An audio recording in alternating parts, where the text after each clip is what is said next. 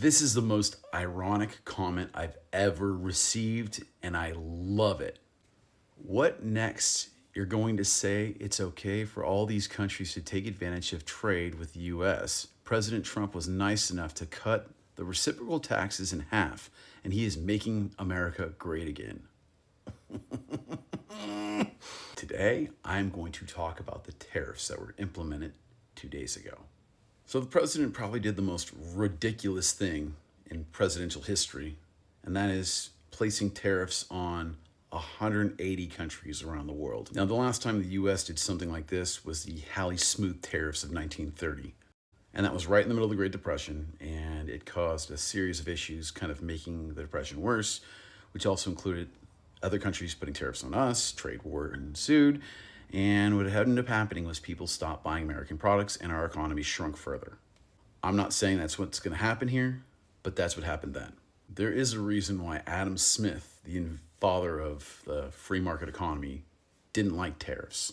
They add costs, consumers have to buy that cost, and not to mention it leads to a trade war which no one benefits from. But that's not even the most ridiculous thing about these whole brand new tariffs. So Trump came out 2 days ago and brought out a list, talked about these reciprocal tariffs, referring to all these different countries that were taking advantage of trade with us. Looking at this chart behind me, you see China, 67%, the European Union, 39%. So bro, I think I see where you got this information, where you think he's making America great, but that is actually not what he's doing at all. If you search reciprocal tariff calculations, you'll find on Google the White House link, in which they show how they calculate this whole thing and how they got these tariffs. Now, you ready for this? They're not the actual tariffs at all. Those numbers are completely fake. Now, it says it way up here in the little fine print, which is ridiculous. Essentially, what the Trump administration did, I don't even know if Trump did this, but this is like the dumbest thing on the planet. They took the trade deficit with a country. Let's pick on Nepal. Okay, so a trade deficit is, say, Nepal sells $1 million worth of apples to us, and we in turn sell them 500,000 pears. The United States is in deficit of 500,000.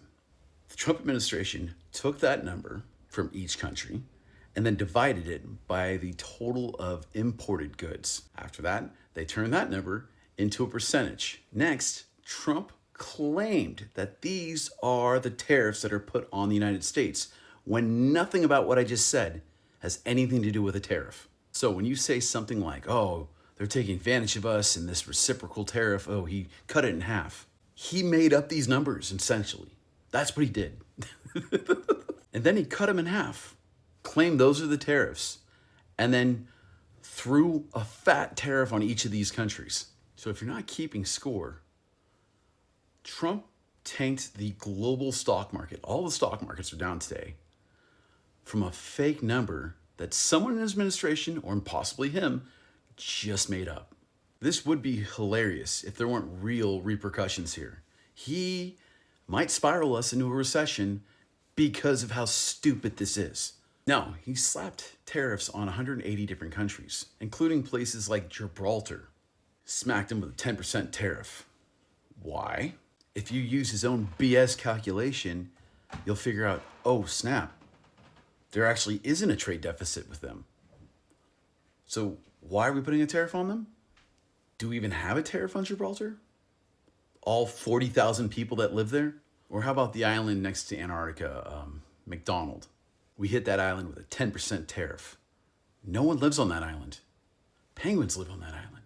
Now, I get it. That's just in case someone decides to move to the island and then open trade with us. And I don't know, we'll trade pebbles, but we'll make sure we'll get our tariff out of them. What I find the most ridiculous about this whole situation is, going into this presidency, the economy has recovered. We were doing well. The Fed was about to drop interest rates.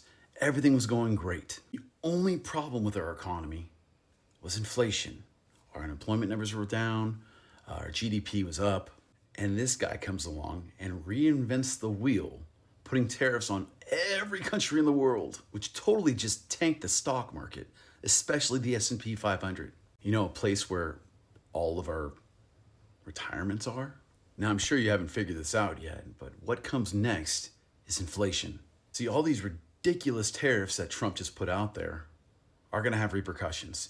Even if the other country doesn't choose to go along with that or hit us with a trade war, the consumer is going to eat the cost if the companies don't eat the cost. And yes, their companies will try to eat some of it, but realistically, we are going to get smacked with this. Inflation will go up.